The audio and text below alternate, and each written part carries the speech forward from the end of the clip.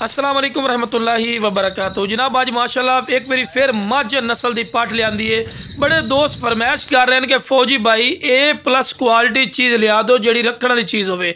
तो अज जनाब देहाती इलाके गया से जनाब उतों जिन्ना ये जानवर लिया पिया तो नाल दे नाल ही भाई इन्हूं चैक करवा दिए। जनाब जानवर भी खूबसूरत माशाल्लाह पट ही ने और जिन्हों को लियांदी जनाब वो आदने 2.5 तो 3 महीना की गारंटी शुदा गब्बड़ भी है, लेकिन आप तुहानूं खाली बना के देना है। तो खूबसूरत अनमोल तोहफा ही ने माशाल्लाह। इस तो वध क्वालिटी और नस्ल नहीं होंदी माशाल्लाह। गर्दन की लंबाई भी वेख सकते हैं, चंगी लंबी गर्दन, तोता फेस, चंगी झालर और बिरा कन्ना दे लापर भी चेक कर सकते हैं, चंगे लंबे कन और वेल विच भी माशाल्लाह A+ है। तो जिंदा वेट 45 तो 50 किलो जिंदा वेट भी है और माशाल्लाह 35 तो 36 इंच की ऊंचाई है पई। तो खूबसूरत और माशाल्लाह A+ क्वालिटी की सेहतमंद चीज़ है।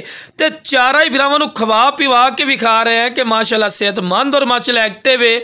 और यह बिरा माशाल्लाह नस्ल और क्वालिटी होंदी है जिहड़ी अयालिया कोलों चले जाओ या मंडी मदरसा या किते भी चले जाओ तो 70-70 80-80 हज़ार रुपये रेट करते तो मुँह 4 दांदे। तो लो बिरा हवाना चड्डा भी बना रही है कि तुहानूं पता भी लग रही है भी गब्बड़ है, लेकिन बिरा असीं तुहानूं गारंटी नहीं देनी क्योंकि असीं भाई अपनी अक्खां नाल नहीं वेखा।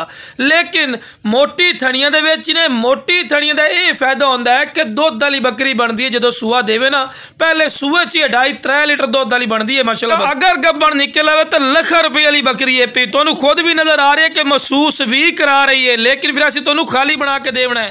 तो निकल आई वो तुहाडा मुकद्दर तुहाडा नसीब है बिरा। तो लो बिरा टोर फिर के भी खा रहे कोई लंगड़ी